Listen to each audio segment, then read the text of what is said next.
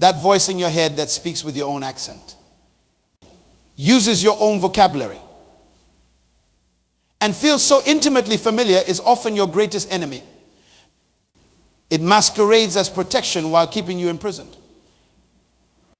Think about it. How many times has your mind told you that you aren't enough, can't do something, or should play it safe? How often has it reminded you of past failures while conveniently forgetting your successes? Your mind is either your greatest ally or your most cunning adversary. The moment you woke up this morning, a battle began. While your eyes were still adjusting to the light, while you were reaching for your phone or stretching your arms, it had already started. Most of you didn't even notice it. But this battle determines everything about your day. You're weak. Your entire life. This battle isn't fought with weapons you can hold in your hands.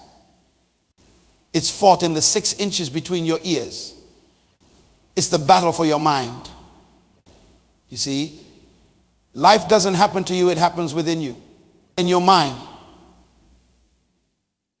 And that mind of yours is either working for you or against you right now. There is no neutral ground. Look at the person next to you and say, your mind is either your greatest asset or your greatest liability. Most people live their entire lives never realizing that they aren't their thoughts. They think they are their thoughts. They believe every suggestion, every emotion, every impulse that rises up in their consciousness. And that, my friends, is the greatest tragedy of human existence. Do you know why so many dreams die unrealized? Why so many goals remain unaccomplished? Why so many people settle for less than what they were created for? It's not because of a lack of resources. It's not because of a lack of opportunity. It's because their minds have become their masters instead of their servants. Here's a truth that might shake you. Your life is moving in the direction of your strongest thoughts. Whatever dominates your thinking dominates your life. Let me ask you a question. What was the first thing you thought about when you woke up this morning? Was it worry about bills? Was it dread about a difficult conversation? Was it excitement about your future? Was it gratitude for another day? Whatever it was. That thought set the trajectory for your entire day. Your mind is like soil. It doesn't care what kind of seeds you plant in it. It will grow whatever you feed it. Don't plant seeds of doubt and you'll harvest insecurity. Don't plant seeds of fear and you'll harvest paralysis. Plant seeds of possibility and you'll harvest potential. Plant seeds of purpose and you'll harvest fulfillment. But here's what no one tells you. Your mind has been programmed. Since the day you were born, your mind has been receiving information, instructions, and limitations. Some of these came from loving sources who wanted the best for you. Some came from wounded people who transferred their pain to you. Some came from a society that benefits from your conformity rather than your uniqueness. And you've accepted most of this programming without question. You've built your life around thoughts that were never yours to begin with. You've constructed your identity from materials you never chose. I was speaking with a young man recently. Brilliant, talented, full of potential. But he was stuck in a career he hated because, as he told me, this is what responsible people do. I asked him, who told you that? He couldn't answer. He had accepted a definition of responsibility that wasn't his. And it was costing him his joy, his purpose, his life. How many of you are living by definitions you never define? How many of you are pursuing success as someone else described it? How many of you have accepted limitations that were handed to you by people who didn't know your capacity? Your mind is too valuable to be controlled by outdated programming. The ancient text says, As a person thinks in their heart, so they are. It didn't say, as a person's circumstances are, so they are. It didn't say, as a person's past is, so they are. It said, as they think, so they are. Let that sink in for a moment. You are not what happened to you. You are what you choose to believe about what happened to you. You are not your failures or your successes. You are what you choose to believe about those experiences. You are not what others say about you. You are what you choose to affirm about yourself. This is not positive thinking. This is not denying reality. This is claiming your power to interpret reality. This is recognizing that between stimulus and response, there is a space. And in that space lies your freedom and your power. Do you know what the richest place on earth is? It's not a diamond mine in Africa or an oil field in the Middle East. The richest place on earth is the cemetery. Because buried in those grounds are books never written, songs never sung, businesses never started, skills never discovered, and dreams never realized. All because someone allowed their mind to convince them that they couldn't, they shouldn't, or they weren't enough. Don't let that be your story. Your mind will try to protect you from pain. That's its job. But in protecting you from pain, it often prevents your growth. Your mind will choose comfort over challenge every time unless you instruct it otherwise. Your mind will choose the familiar over the unknown unless you train it to embrace uncertainty. I want you to try something with me. Close your eyes for a moment. Now, I want you to become aware of your thoughts. Don't try to change them. Just notice them passing through your consciousness like clouds passing through the sky. Now ask yourself, who is observing these thoughts? If you can observe your thoughts, then you cannot be your thoughts. You are the observer. You are the awareness behind the thoughts. And that awareness has the power to choose which thoughts to believe, which to act upon, and which to let pass by like clouds that have no substance. This is the beginning of freedom. This is the beginning of taking control of your mind before it takes control of you. Every successful person you admire has learned this lesson. They've learned that circumstances don't determine destiny, responses do.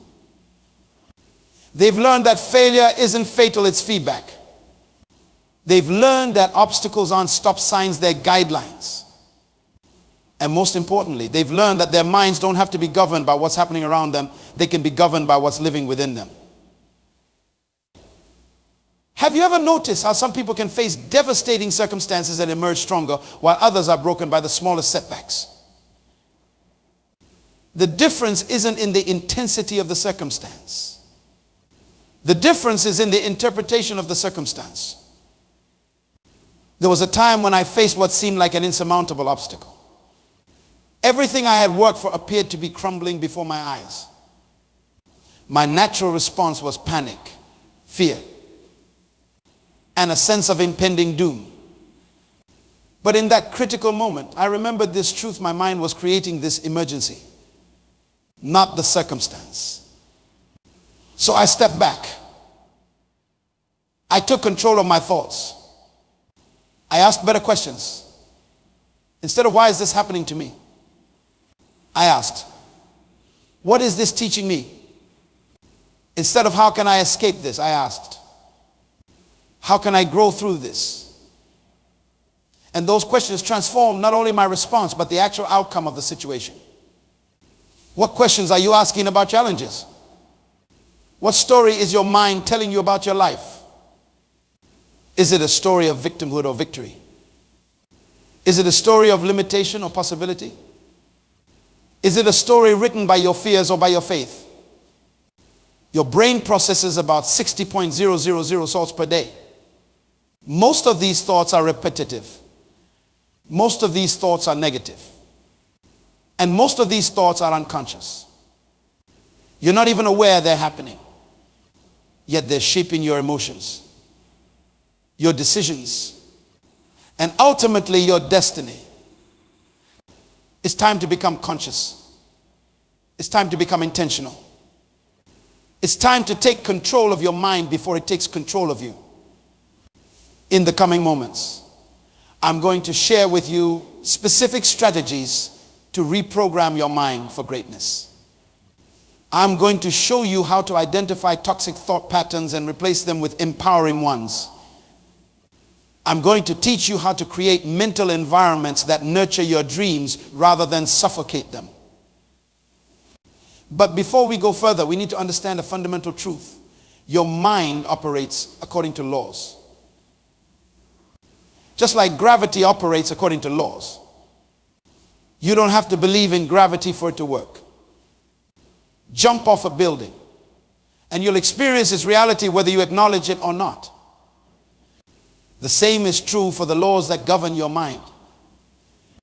The first law is this: whatever you focus on expands. Your focus determines your reality. Not in some mystical sense, but in a very practical way. Your brain has something called the reticular activating system. It's like a filter that brings to your attention whatever you've programmed it to notice. Have you ever decided to buy a certain car and suddenly started seeing that exact model everywhere? Those cars were always there. Your mind just wasn't tuned to notice them. When you change what you focus on, you change what you experience. Ask yourself, what am I focusing on most of the time? Is it what's wrong or what's right? Is it what's missing or what's present? Is it what you fear or what you desire? Because whatever it is, it's expanding in your life. The second law is your words create your world. The language you use programs your mind. When you say, I'm trying, your mind hears permission to fail.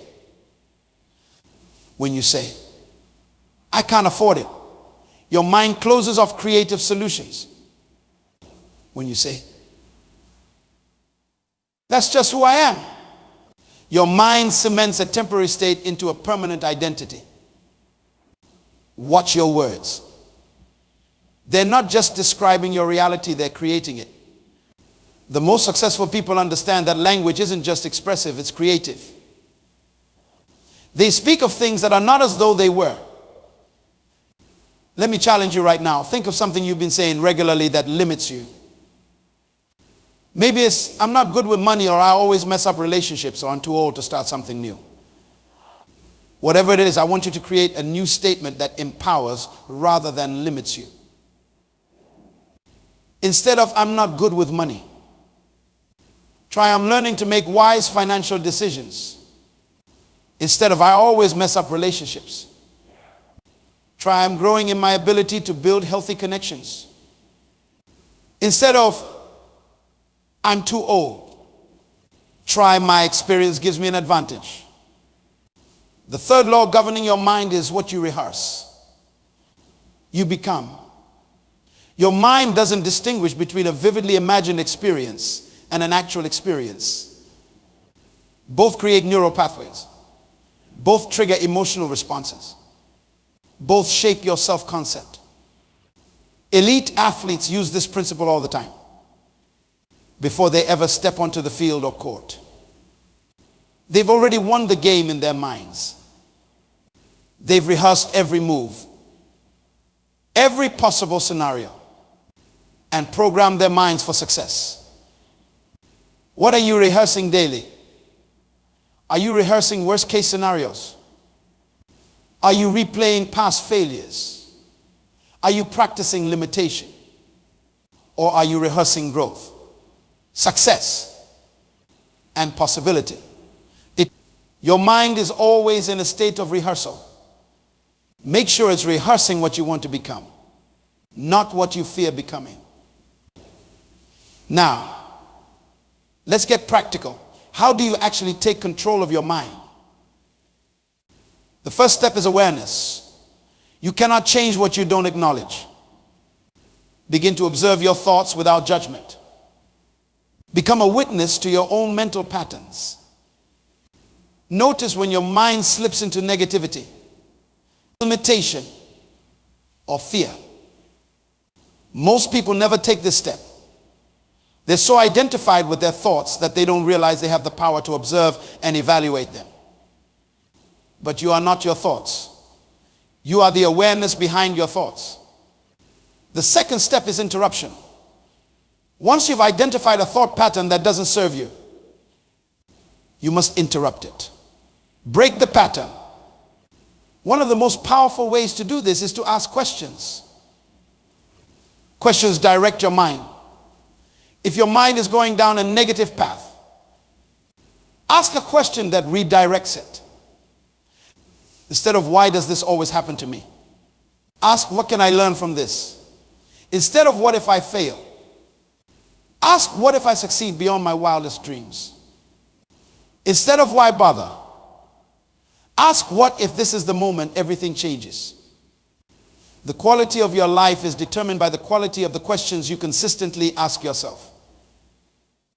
Poor questions create a poor mental environment. Powerful questions create a powerful mental environment. The third step is replacement. Nature abhors a vacuum. You cannot just remove negative thoughts, you must replace them with positive ones. But not just any positive thoughts, truthful ones. Your mind knows when you're lying to it. Affirmations that don't resonate with your deeper beliefs will be rejected. Start with what you can genuinely believe. Then stretch from there. If you can't believe I am wealthy, start with, I am learning principles of wealth creation. If you can't believe I am healthy, start with, I am making healthier choices each day. The fourth step is repetition.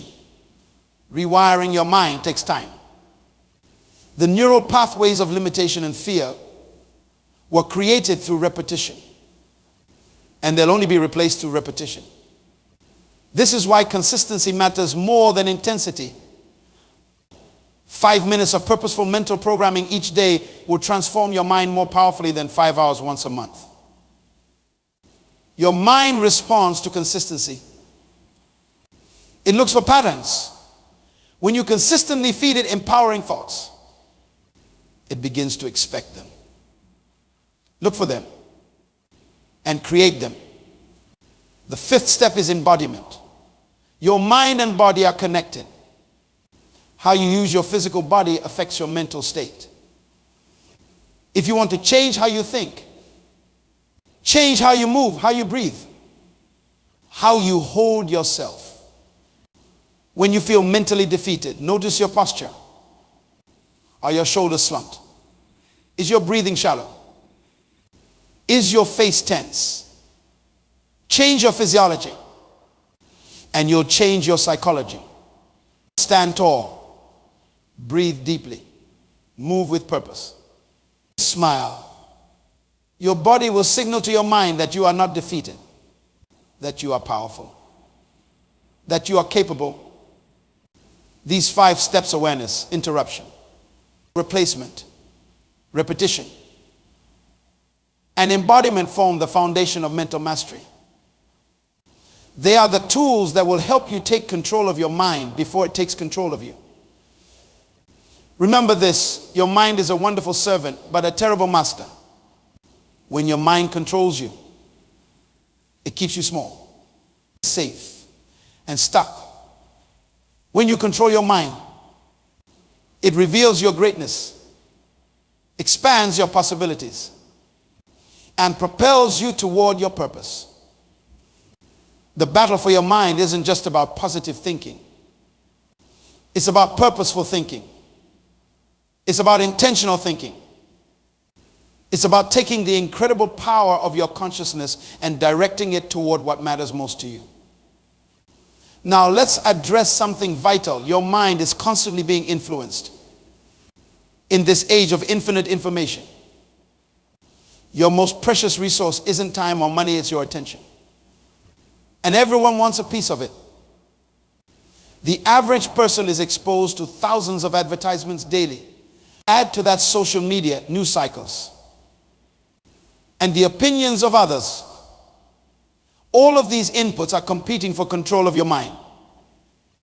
Have you ever noticed how you feel after scrolling through social media for an hour? Have you paid attention to your mental state after watching the news? These external influences shape your internal landscape more than you realize. You must become intentional about what you allow into your mind. Protect your mental space with the same vigilance you would protect your home. You wouldn't allow just anyone to walk into your house and rearrange your furniture. Why would you allow just any thought to enter your mind and rearrange your destiny? A woman shared with me how her life transformed when she made one simple decision: to begin each day with gratitude instead of reaching for her phone.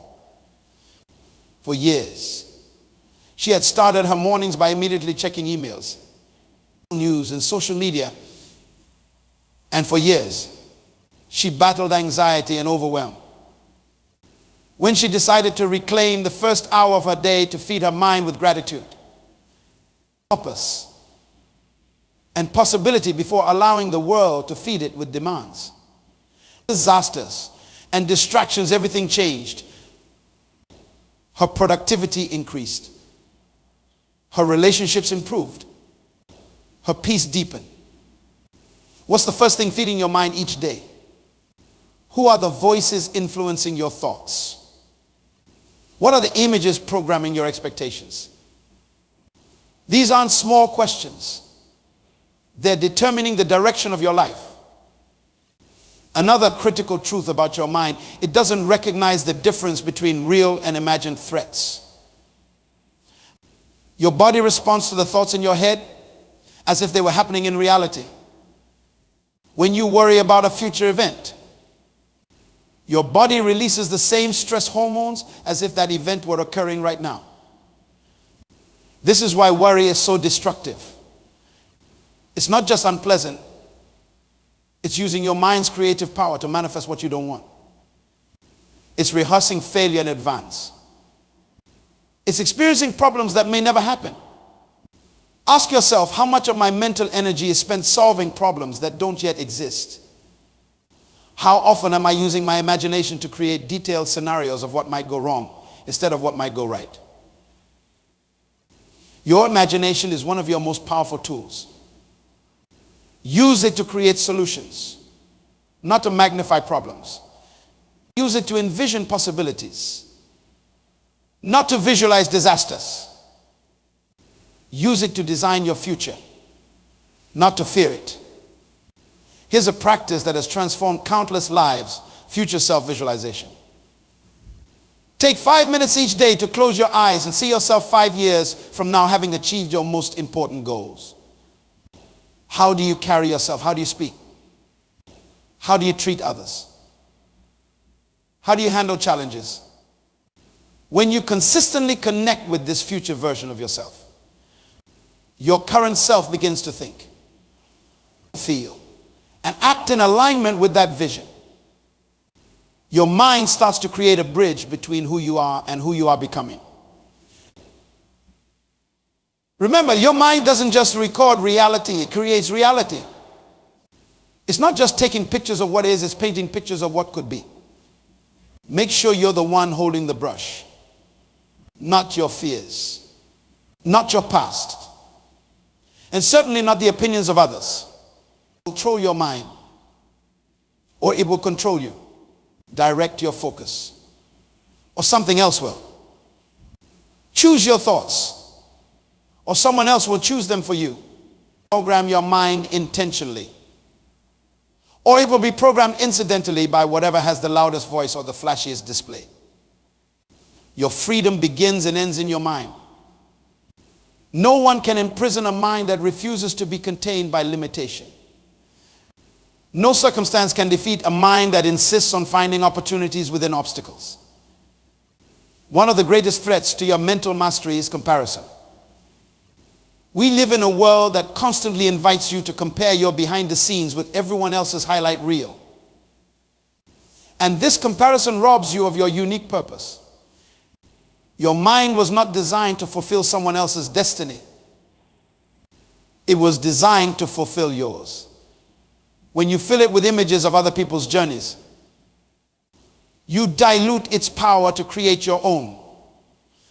Let me be clear, there is no one else on earth with your exact combination of gifts, experiences, passions, and perspective. Your unique mental fingerprint is needed in this world. But you'll never offer that gift if you're busy trying to think like someone else, live like someone else, or succeed like someone else. True mental freedom comes when you release the need to be validated by comparison and embrace the call to be activated by purpose.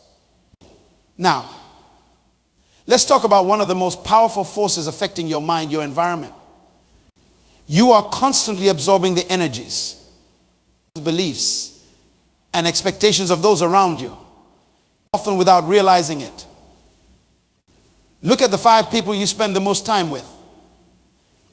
Their collective mindset is shaping yours. Their conversations are programming your internal dialogue. Their limitations may be becoming your limitations. This isn't about judging others or abandoning relationships. It's about being intentional about who has access to your mental space. It's about recognizing that some people belong in your heart, but not necessarily in your ear. Ask yourself, who speaks into my life? Do they call me higher or keep me comfortable?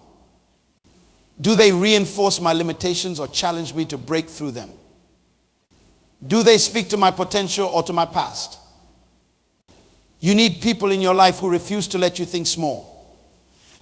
You need voices that call out greatness in you, especially when you can't see it in yourself. You need mental environments that nurture your growth, not just comfort your insecurities. And sometimes you need to be that person for yourself when no one else is available. This is why developing your internal dialogue is so crucial. The most important conversations you'll ever have are the ones you have with yourself. The voice in your head shapes your reality more than any external voice ever will. Is your internal dialogue kind or cruel? Is it empowering or defeating? Is it truthful or distorted?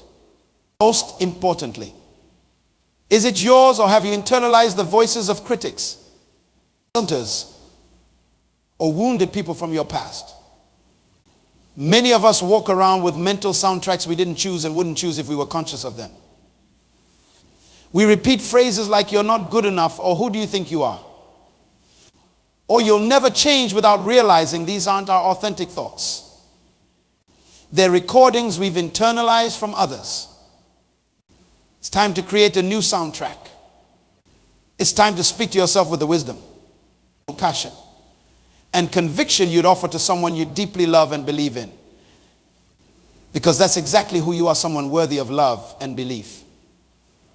Here's a practice that can transform your internal dialogue, become your own compassionate coach. When you face a challenge or make a mistake, ask yourself, what would I say to my best friend or my child in this situation? Then offer yourself that same grace, the same perspective, that same encouragement. You don't have to believe every thought that crosses your mind. You get to examine them, challenge them, and choose which ones deserve your energy and which ones deserve to be released. Your mind is also profoundly affected by your sense of purpose. When you know why you're here, when you connect with a mission larger than your comfort or convenience, your mind finds resources you didn't know you had. I've seen people endure unimaginable hardships with remarkable resilience because they were driven by purpose. I've seen others crumble under minor setbacks because they lack that same sense of meaning. Purpose gives your mind context for suffering. It helps you interpret obstacles not as punishments but as development opportunities. It transforms "Why is this happening to me?" into "How is this preparing me?" Ask yourself, what gets me out of bed in the morning? What would I do even if I never got paid for it? What problem am I uniquely positioned to solve? What contribution am I designed to make? These questions point to your purpose. And when your mind is aligned with your purpose, it becomes exponentially more powerful. It finds energy when you're exhausted. It finds solutions when you're stuck. It finds courage when you're afraid. Your mind thrives when it serves something greater than itself. Give it that gift. Connect it to purpose as we bring this journey to a close. I want to address something fundamental, the resistance you will face when you decide to take control of your mind. Make no mistake, when you begin to reprogram your thinking, every force of habit within you will fight back. Your old thought patterns will not go quietly. They will scream for attention. They will disguise themselves as wisdom. They will recruit allies from your environment who benefit from you staying exactly as you are. This resistance isn't a sign that you're doing something wrong. It's a sign that you're doing something revolutionary. It's evidence that real change is taking place. The battle for your mind isn't a one-time event. It's a daily practice. It's a moment-by-moment choice. Some days you'll find it easier than others. Some seasons will test your commitment more intensely than others. But every single time you choose to direct your thoughts rather than be directed by them, you strengthen your mental muscles. And here's the beautiful truth. The more you practice mental mastery, the more natural it becomes. What begins as conscious effort eventually becomes unconscious excellence. What starts as discipline ultimately transforms into delight. I've seen people transform their lives completely by applying these principles consistently. I've witnessed depression turn to joy, scarcity turn to abundance, conflict turn to peace, and meaninglessness turn to purpose, all through the revolutionary act of taking control of the mind. You have that same power within you right now. Not tomorrow when circumstances improve. Not next week when you have more time. Not next month when you feel more confident. Right now, in this moment, you can begin to direct your mind toward what you want rather than what you fear. Your past does not define your future unless you continue to think the thoughts that created your past. Your circumstances do not determine your destiny unless you think thoughts that make you a prisoner of those circumstances.